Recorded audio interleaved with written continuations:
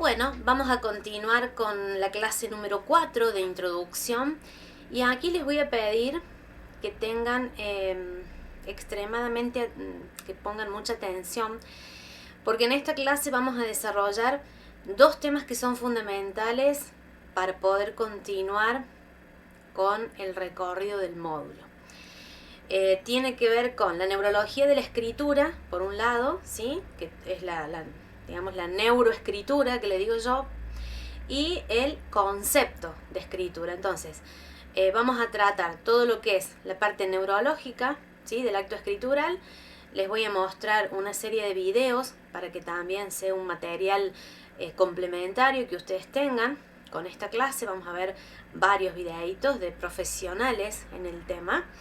Y bueno, necesito que recuerden siempre en todos los videos al comenzar, les repito lo mismo. Primero las diapositivas, comprendan el tema que está en la diapositiva y luego se van al cuadernillo, ya que el cuadernillo es un material estrictamente teórico, ¿sí?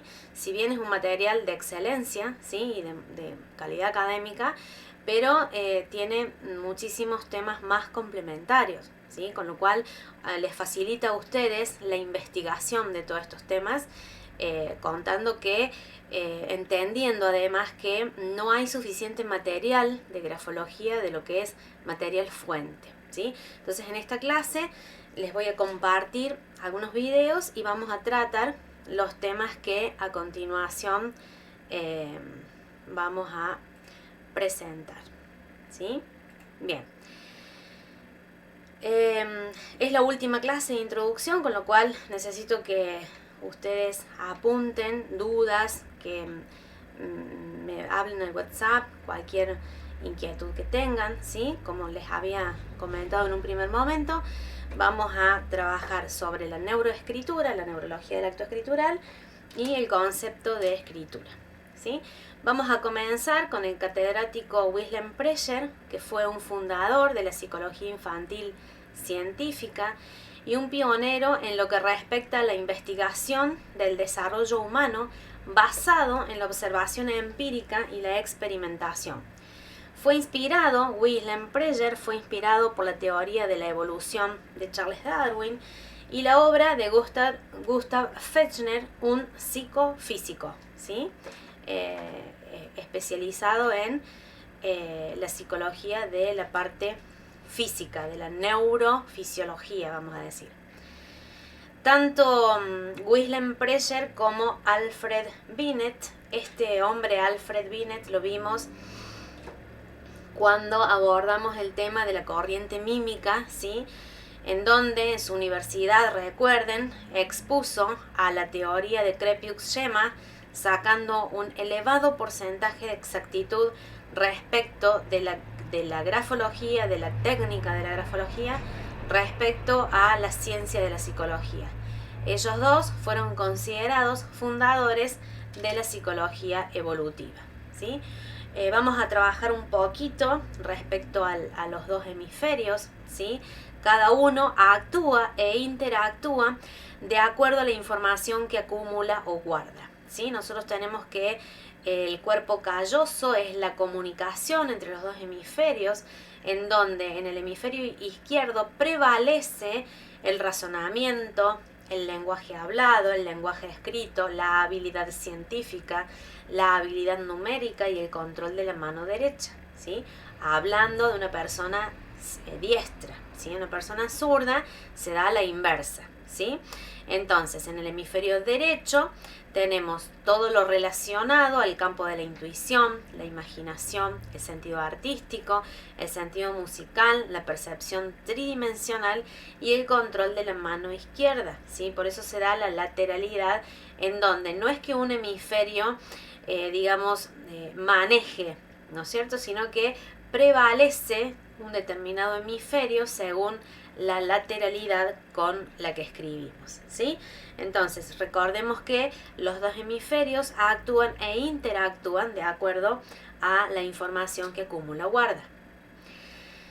Los surcos o cisuras cerebrales son hendiduras profundas que dividen al cerebro en distintos lóbulos, además de formar también la división entre el hemisferio izquierdo y el hemisferio derecho. ¿Cuál es el objetivo principal de estos surcos o cisuras? Es crear más espacio entre la masa cerebral para acumular más fibras nerviosas. Quiero que presten mucha atención a esto y por eso comprendan por qué el acto escritural es importantísimo a la hora de incrementar lo que nosotros denominamos neuronas o patrones neuronales, ¿sí? Tenemos la cisura de Rolando, crea un espacio entre el lóbulo parietal y el lóbulo frontal. La cisura parieto-occipital, ¿sí? Hay un espacio entre el lóbulo parietal, disculpen, se me fue la N ahí, es parietal, y el lóbulo occipital, ¿sí? Y la cisura de Silvio crea un espacio que divide el lóbulo frontal y parietal del temporal, ¿sí? Bien, ¿qué son las fibras nerviosas? Bueno, aquí les presento una lámina que la pueden ustedes googlear y está perfectamente en las imágenes del buscador. Es el nombre que se le da a un axón o una dendrita de una célula nerviosa. Existen dos tipos de fibras nerviosas, las mielínicas y las amielínicas. La escritura a mano aumenta las fibras nerviosas, es decir, que contribuye a la neuroplasticidad. Bueno, aquí les voy a presentar un videíto corto, ¿sí? Para que ustedes lo puedan escuchar tranquilamente antes de continuar con las diapositivas. Denme un segundito. Tengo que desactivar un audio y activar otro en el programita.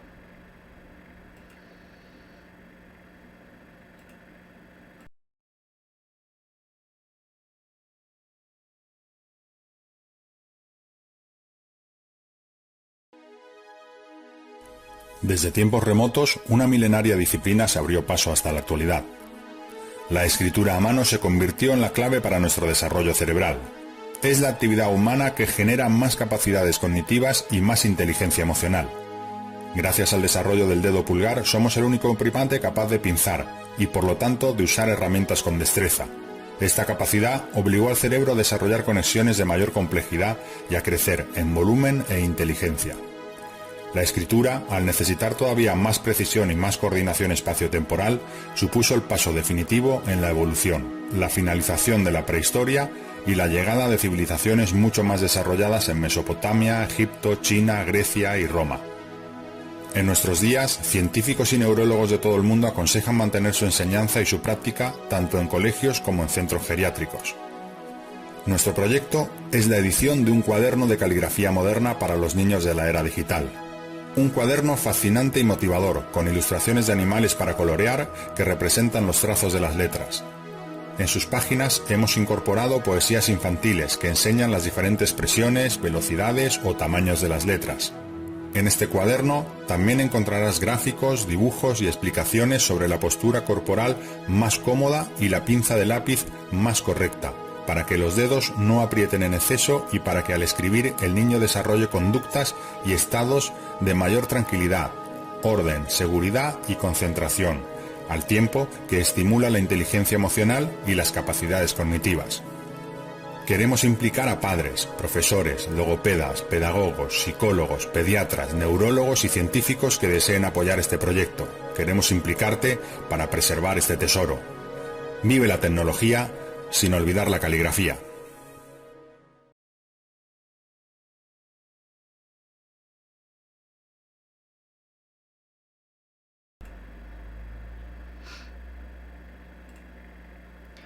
Bien. Luego van a tomar nota de este videito que es tan importante, ¿sí? Y cualquier duda, les repito, estamos comunicados. Bien. Hubo una gráfica en el video anterior y en esta gráfica habla justamente de cómo el pinzamiento de los dedos se ha hecho tan importante para el acto escritural, en donde se ha estudiado que el dedo pulgar tiene que ver con los procesos volitivos y eso se denota en los rasgos escriturales cuando queda el escrito, la letra, ¿sí?, impresa en el papel. El dedo índice es manejado por toda un área psicomotriz del cerebro, que tiene que ver con el razonamiento, con la inteligencia, y el dedo mayor, que tiene que ver con la parte emocional, la parte del cerebro que es la parte, digamos, de la capa límbica, que tiene que ver con el corazón, y que por eso muchas veces en el papel quedan plasmados los asuntos y las cuestiones emocionales de cada uno de nosotros. Bien, el lóbulo frontal se relaciona con el control de los impulsos, el juicio, posee funciones motoras y por ende el comportamiento conductual. Es el movimiento de la escritura, es el área psicomotriz y además el centro del lenguaje. El lóbulo temporal implica la memoria visual, es la forma de los símbolos, de las imágenes, y es el centro de comprensión de las palabras habladas. El cerebelo contribuye a que los movimientos sean uniformes y coordinados. El lóbulo occipital reside en el campo visual y por lo tanto es la forma con que interpretamos lo que vemos. Recordemos que el ojo mira, ¿sí? Observa una estructura, y quien interpreta esa estructura y ese objeto en realidad son todas las vivencias que hemos tenido que hacen alusión a la representación de esa imagen, ¿sí? Y después tenemos el lóbulo parietal, que procesa la información de las partes del cuerpo y según la percepción que tenga de las cosas, se manifiesta a través de los dedos de la mano u otro elemento escritor. También corresponde al área psicosensitiva y corresponde al centro de comprensión de las palabras escritas. Evidentemente, cada lóbulo tiene su función, pero todos en su complejidad van a, igual que el lóbulo, los hemisferios, izquierdo y derecho, van a actuar e interactuar, ¿sí?, en forma constante. Bien, les presento a Ricardo Fernández, es psicólogo, grafólogo, ha realizado análisis grafológico, selección de personal, orientación vocacional, asesoramiento y supervisiones en el estudio grafológico Tomati Fernández en la Ciudad Autónoma de Buenos Aires desde el año 2002 hasta la fecha. Yo con este profesor, un profesor muy pedagógico, he tomado algunos seminarios en la ciudad de Córdoba y he comprado algunas de sus bibliografías, no todas, pero algunas las tengo, algunos de sus libros. La verdad que me he quedado muy satisfecha con esos talleres que hemos hecho. Y bueno, él presenta un poquito en un instituto de grafología en Córdoba, presenta, digamos, cuál fue su experiencia y por qué él ha decidido estudiar grafología. Denme un segundito que voy a activar el parlante del equipo para que se escuche.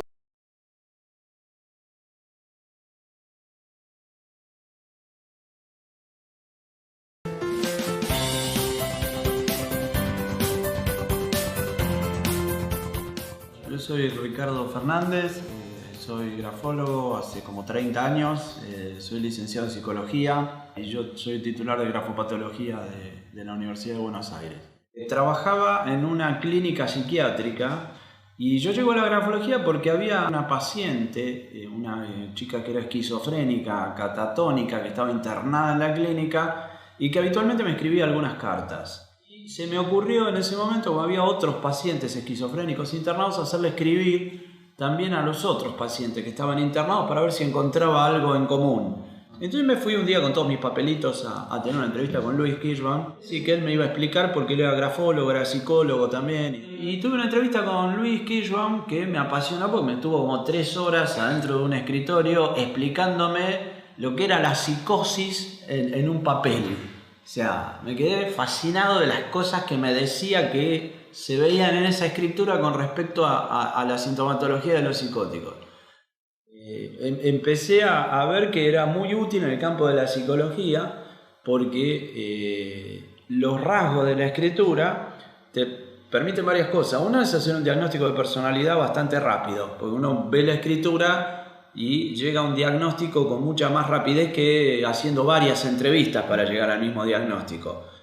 Y con los pacientes trabajo haciéndolos generalmente escribir las primeras consultas, una muestra de escritura, y posteriormente, meses después, vuelvo a buscar muestras de escritura de la misma persona para comparar las escrituras, porque cuando hay cambios en la personalidad digamos, del paciente, en ese caso, esos cambios se reflejan en la escritura. O sea, si en la escritura no hay cambios, es que el paciente no cambió.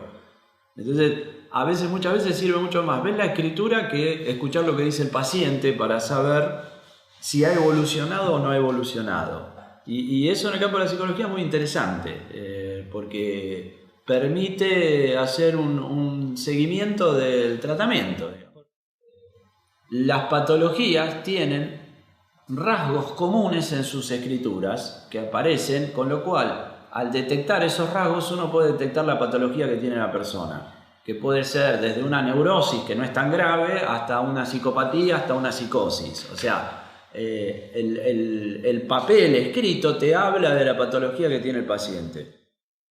Todas las disciplinas que tienen que ver con las ciencias humanas pueden, digamos, tener o encontrar utilidad en la grafología. O sea, no sé, la psicopedagogía con los trastornos de aprendizaje, los tipos de tratamiento que hacen las psicopedagogas, en los recursos humanos, en las carreras de recursos humanos con la selección de personal, en relaciones públicas, la publicidad, por ejemplo, en muchos casos han estado asesorados por grafólogos para formas de letras, cambiar los logos. La medicina, hoy se están haciendo muchos estudios con investigaciones de cáncer en escritura. Se está haciendo una investigación en el hospital de clínica con enfermos neurológicos y de Parkinson, cómo se refleja en la escritura. O sea, hoy hay, digamos, el abanico de posibilidades de aplicar la grafología es muy amplio, sobre todo en todo lo que son ciencias que tengan que ver con el hombre y ciencias humanas. Digamos, primero el que recién empieza en grafología le va a abrir un panorama que por ahí es distinto, en el sentido de que va a empezar a entender que la grafología no es algo mágico y donde yo te voy a adivinar si vas a hacer un viaje el año que viene, sino que es algo serio, científico, y que lo que estoy mirando cuando estoy analizando una escritura no es otra cosa que el sistema nervioso del que está escribiendo. Y creo que esto también amplía el panorama porque es una temática que tiene que ver con el funcionamiento cerebral y con las neurociencias que mucho dentro del ámbito de la grafología hoy no está entroncado todavía. Es como un poco virgen porque las neurociencias empezaron a desarrollarse en los últimos 20 años y están entrando en distintos ámbitos, pero en la grafología están entrando de a poco, digamos. Entonces es abrir un panorama mucho más amplio para el estudiante de grafología que vea que esto tiene, digamos, una dimensión mucho mayor a la que hubieran pensado antes. Lo que vas a ver es el sistema nervioso proyectado en el papel y lo que vas a hacer es un análisis de ese sistema nervioso. ¿Qué le pasa a esa persona que está proyectando esos rasgos de escritura? ¿Cómo funciona el sistema nervioso? Recomiendo que estudien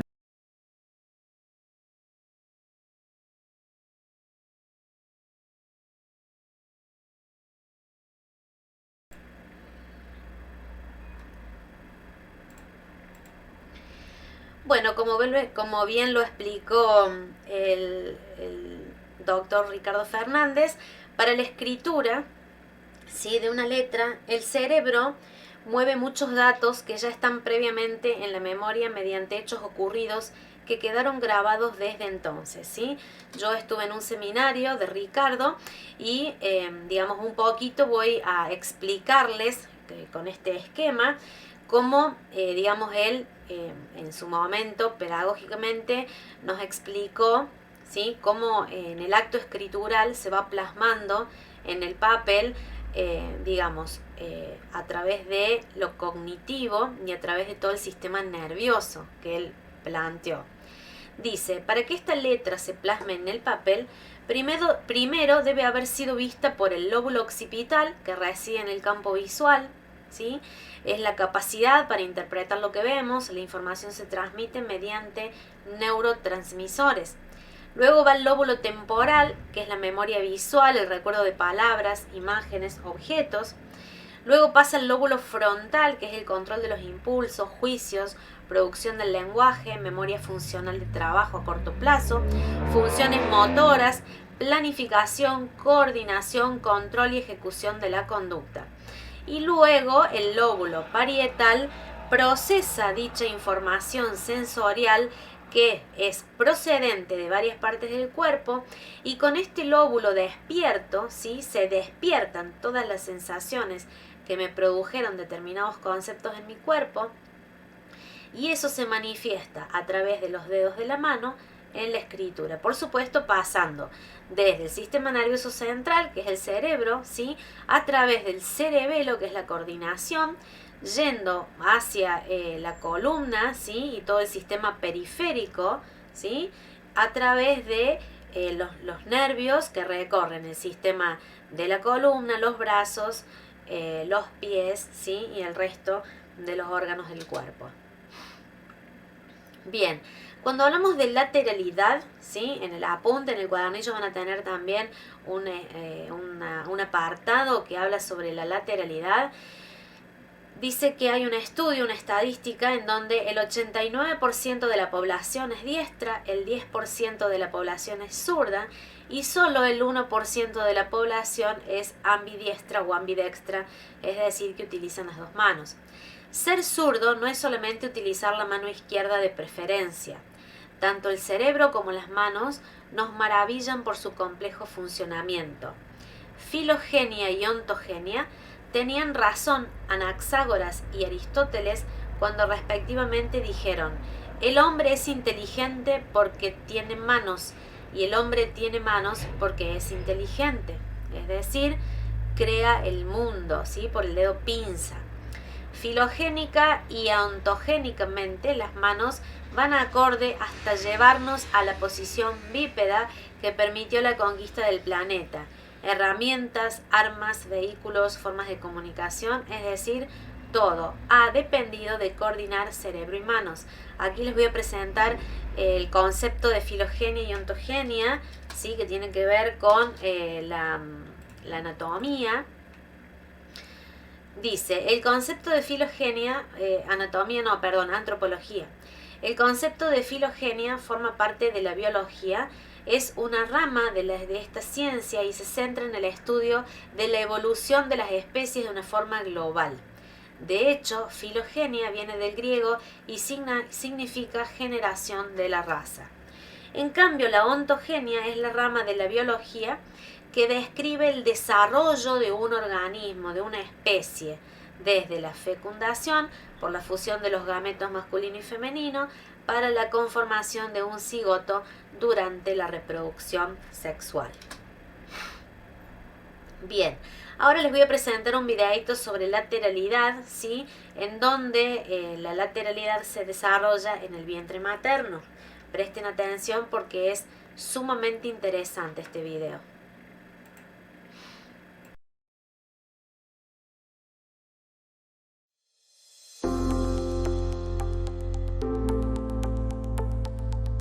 Bueno, para hablar de zurdos y derechos, primero tenemos que establecer un poco qué es la lateralidad, ¿no?, para poder entender el tema. Entonces, la lateralidad se entiende como la manifestación efectora de la dominancia para una determinada función, ¿verdad?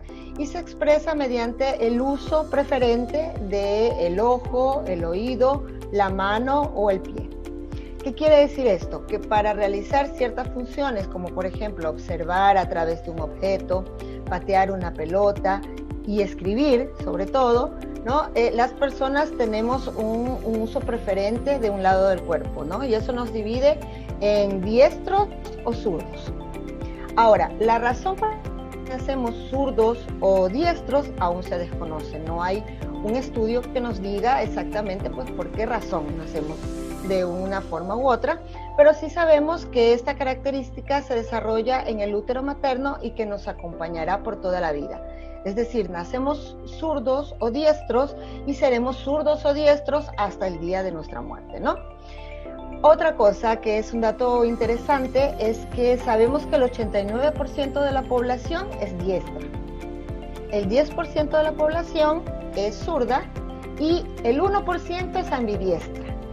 Es decir, que hay personas que siempre utilizarán pues el mismo lado del cuerpo, pero hay otras que pueden utilizar ambos lados, ¿no? Hay una disparidad en los valores, ¿no?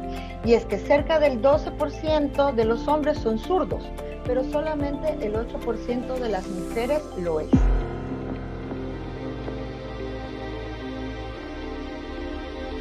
Antes se creía que todos los zurdos tenían el hemisferio derecho más desarrollado. Sabe que no, que solamente el 30% de ellos tienen realmente una dominancia de este hemisferio en cuanto a la comunicación lingüística, por ejemplo. Del 2010 para acá hay algunas investigaciones que se han realizado, una que se realizó en España, por ejemplo, en el 2018, que nos ha ayudado a entender mejor si es que realmente hay diferencias muy marcadas entre zurdos o derechos o no. Se consideraba incluso que ser zurdo podría ser señal de mala suerte o que era un defecto, y entonces se obligaba a los niños a que escribieran con la mano derecha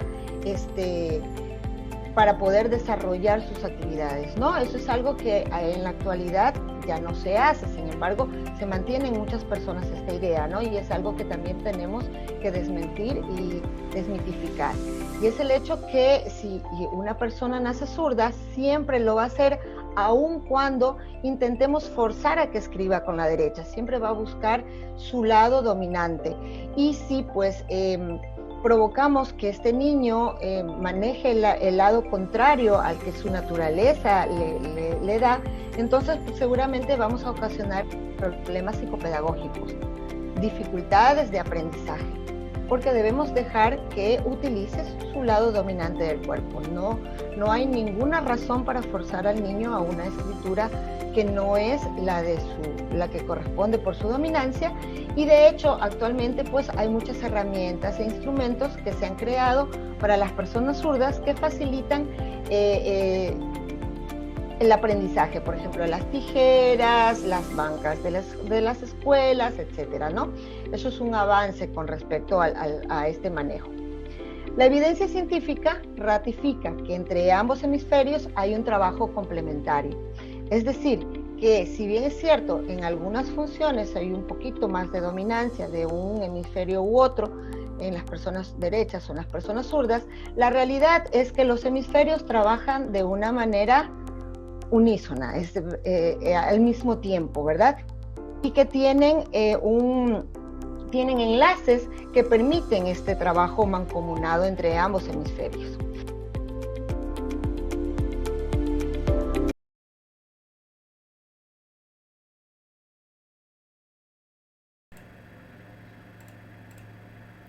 Bien, continuando entonces con las diapositivas, les voy a presentar un mapa, ¿sí? Un mapa en el que se muestran partes del cuerpo, ¿sí? Que tienen mayor tamaño al que deberían en una persona normal. Estamos hablando aquí de la sensibilidad del tejido. Este tamaño se debe a que Penfield, ya se los voy a presentar, descubre esta sensibilidad, ¿sí? En el homúnculo de Penfield, ¿sí? Y nos da un mapa como aquí se los presento, en donde de acuerdo a la zona que ocupa esa sensibilidad, entonces el homúnculo de Penfield quedaría de esta manera. Nosotros, por nuestra sensibilidad, deberíamos tener, por ejemplo, este autorretrato. Fíjense acá abajo lo impresionante, por ejemplo, de lo que es la boca, la lengua y las manos, ¿sí? En algunas otras imágenes también muestran así los pies, ¿sí? Los pies grandes como las manos, no en este caso, pero algunos homúnculos, si ustedes lo buscan con cualquier buscador, Google o cualquier otro, van a poder comprobar que a veces en algunos otros los pies también tienen una mayor sensibilidad. Les presento a Wilder Penfield, es neurocirujano canadiense, Y él dice que cuando se estimulan distintas regiones del cerebro, el sujeto puede referir distintas sensaciones. Realizó un mapa de la corteza en donde cada modalidad sensorial estaba representado en una parte de la corteza cerebral, y fíjense ustedes que aquí tenemos el córtex motor y aquí tenemos el córtex sensorial. ¿Sí? Fíjense ustedes el tamaño, ¿sí?, de los órganos. ¿Sí? Repito, por la sensibilidad del tejido. ¿Sí? Bien, continuamos. Nos vamos a adentrar un poquito al sistema de activación reticular. La formación reticular es una de las estructuras filogenéticamente más antiguas de nuestro sistema nervioso central y se localiza a lo largo del tronco cerebral, ¿sí?, de la médula espinal, como está en la gráfica. Al tratarse de grupos de neuronas, es muy complejo visualizar dónde se encuentra específicamente la formación reticular. Lo que se sabe es que se encuentra en diversas partes de las zonas de la médula espinal y el tallo encefálico. Podemos destacar algunas de las áreas donde tiene una mayor presencia la formación reticular, como es el hipotálamo, la médula espinal y el tronco encefálico. Por eso se dice que la escritura despierta, ¿sí?, e incrementa el sistema de activación reticular, haciendo que la persona que practique el acto escritural y haciendo que el niño en sus primeros años de práctica de esta motricidad fina a través de las letras genere más cantidad de neuronas y así tenga la capacidad de organización, de reflexión, de análisis y síntesis, por supuesto, entre otros beneficios que trae la escritura al sistema de activación reticular.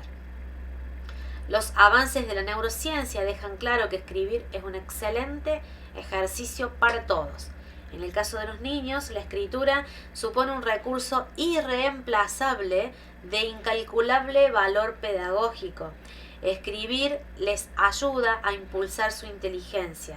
La escritura es un reflejo de la actividad cognitiva de cada persona y la escritura manual nos da información personal de cada uno de nosotros. Escribir implica poner en marcha 3 procesos: la percepción, la ejecución y la decisión. Incrementa los procesos cognitivos. Ahora bien, cuando yo percibo, ¿sí?, recuerden ustedes cómo habíamos expuesto en una de las láminas el tema de cómo trabajan los lóbulos, ¿sí?, con respecto a la formación de las palabras, respecto a la percepción de las letras, ¿sí? Se captan los estímulos necesarios para escribir, ¿sí?, papel y lápiz, y la orden sobre lo que hay que escribir. La decisión, que es un proceso mediante el cual se planifica lo que se va a escribir, y luego viene la ejecución, que implica la coordinación para dar salida al texto escrito. Es decir, tengo todo un digamos, input, ¿sí?, y un output. El input es todo lo que tengo dentro ya, de lo que es la percepción, la decisión, digamos, toda la planificación y toda la salida de esa información a través del acto escritural. El acto de escribir es la única ejercitación que requiere la atención de nuestros sentidos, de nuestros músculos, de los procesos mentales, ya que cuando realizamos el acto escritural no podemos atender ninguna otra actividad consciente. Yo les pido que por favor tengan muy en cuenta este concepto, porque es fundamentalísimo, ¿sí?, a la hora de proponer en algún proyecto que la escritura vuelva a tenerse en cuenta como en años anteriores, por una cuestión de ayudarle al niño, ¿sí?, a incrementar no solamente la neuroplasticidad, sino también a trabajar con todos esos recursos internos que todos los niños poseen. Ahora bien, ¿qué es una escritura?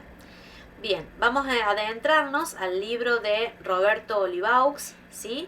Ya les voy a comentar, digamos, este libro, cómo, digamos, lo he adquirido. Es un libro que trata específicamente sobre el concepto propio de la escritura. Dice así: Escritura es la resultante de un gesto sutilmente diferenciado que aparece como un trazo formado por signos convencionales, inscriptos en un espacio dado, lo que permite expresar el pensamiento, fijarlo y transmitirlos, aprendida primero, que evoluciona hasta especificarse en cada ser.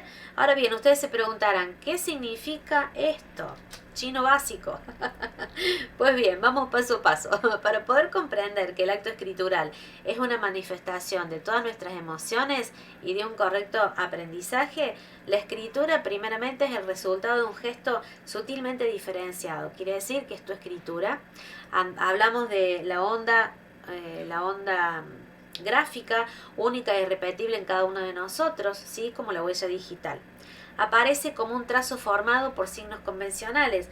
Convengamos que las letras y los signos de puntuación son primeramente aprendidos por un modelo calígrafo, por eso se dice que la grafología comienza donde termina la caligrafía. Inscriptos en un espacio dado, es decir, la hoja, el papel o el material que el niño no solamente imprima sus letras, sino también sus dibujos, ¿sí? Lo que permite expresar el pensamiento, es decir, la forma de ver y entender el mundo. Esto queda expresado no solamente en la escritura, sino también en los dibujos que hacen los niños, que luego son fijados y transmitido, pero primero es aprendido, es decir, en los primeros años es fundamental que esa fijación de ese conocimiento del símbolo de las letras se haga correctamente bien, que evoluciona hasta especificarse en cada ser. Aquí tenemos las etapas evolutivas, ¿sí?, de un ser humano. Está la niña que está escribiendo, adolescente joven, después joven madura y una adulta, ¿sí? Entonces, Solange Pelat, grafólogo y experto en escritura en los tribunales, en su tratado de 1927 enunció del siguiente modo la ley fundamental de las manifestaciones individuales, y dice lo siguiente: al engendrar los gestos escriturales, los mecanismos fisiológicos se hallan en correlación con el estado orgánico del sistema nervioso central y varían como las modalidades de este estado. El trazo escritural está relacionado así, de un lado, con las variedades de constitución de los sistemas nerviosos y por el otro lado con las modificaciones momentáneas de cada sistema nervioso y por consiguiente con los fenómenos psíquicos a los cuales responden unas y otras. Les sugiero que vuelvan a ver el video del profesor Ricardo Fernández, que es psicólogo, es psiquiatra, que habla exactamente de lo mismo en términos mucho más pedagógicos, ¿sí? Y aquí vamos a ver otro videíto respecto a profesionales, ¿sí?, que nos incitan, digamos, a la escritura a mano, y les voy a compartir el siguiente video para que ustedes puedan disfrutarlo. Si Gutenberg, el creador de la imprenta, leyera este titular, sería el alemán más feliz de todos. La portada del diario germano Bild, todo en manuscrita y con letras grandes, afirmó: ¡alarma! La escritura manual se extingue, haciendo eco de un estudio que reveló que 1 de cada 3 adultos no ha escrito nada a mano en los últimos 6 meses. En Chile, los médicos explican que usar un lápiz genera una actividad especial y única en el cerebro, que está estrechamente relacionado a la coordinación. Los niños, al no escribir y, por ejemplo, al tener un contacto con los tablets, utilizando las yemas de los dedos, el estímulo que llega a la corteza ya no es el mismo estímulo propioceptivo del mover las articulaciones de la mano, sino que es específicamente táctil. Entonces, la lectura que existe en esa misma corteza es distinta. Hoy, los más pequeños están aprendiendo primero las teclas y después en el papel. Según los especialistas, escribir desarrolla la motricidad fina, pero no es lo mismo que tejer o enhebrar una aguja. Al no hacerlo, la capacidad cerebral destinada a esta actividad comienza a atrofiarse. Cuando tú escribes, también ya perdiste un poco las habilidades de escritura en el sentido, digamos, de todo el apresto, de la redondez que le puedes dar a una letra, de la vuelta que tenías antes cuando eras más niño y ocupabas mucho más la mano para escribir, digamos. Entonces, no te podría decir que se fuera a perder, pero probablemente va a ser más difícil ejecutarla. La buena noticia es que cuando se aprende a escribir a mano no se olvida, puesto que esta parte del cerebro ya está trabajada y asimilada. Es igual que andar en bicicleta. Si es que hay un movimiento que no se ha ensayado durante mucho tiempo, se va a recordar y después de algunos intentos se va a poder dominar con bastante elegancia nuevamente. La letra manuscrita es el sello personal de cada uno y con las nuevas tecnologías esto se está perdiendo y también genera problemas al momento de estructurar el lenguaje escrito en los niños. Se están acostumbrando a una manera de comunicar que es la manera de comunicar más informal y cuando tienen que acceder a estos espacios más formales de aprendizaje, colegios, escuelas, etcétera, están teniendo dificultades en eso. Una portada que llama a la nostalgia, pero los expertos aseguran que la escritura está lejos de olvidarse. Sebastián Fuentes, CNN Chile.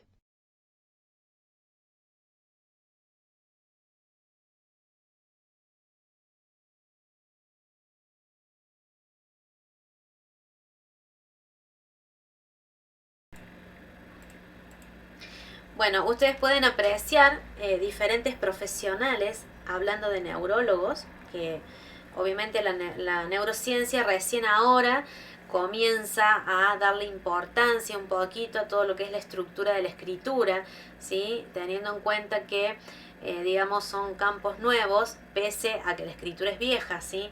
Pero es como que se está teniendo en cuenta ahora como sumamente importante el tema de la escritura. Entonces, aquí completamos la segunda materia del primer módulo, ¿sí? Introducción al análisis grafológico, y para evaluarla, los alumnos deberán escoger uno de los temas vistos y presentarán un PowerPoint, al igual que lo hicieron con la materia anterior, respecto a uno de los temas que hemos visto a lo largo del cuadernillo, porque de esta manera quedará evaluada la materia de introducción. Bien, hasta la próxima clase. Muchísimas gracias por la atención. Y nuevamente decirles a ustedes que no duden en preguntar las dudas que tengan, ¿sí? Recuerden que la comunicación debe ser fluida para que sea una comunicación asertiva. Así que bueno, nos vemos Dios mediante en una próxima clase para indicarles cuáles son las actividades que deben hacer, además de presentar el PowerPoint. Nos estamos viendo y muchísimas gracias.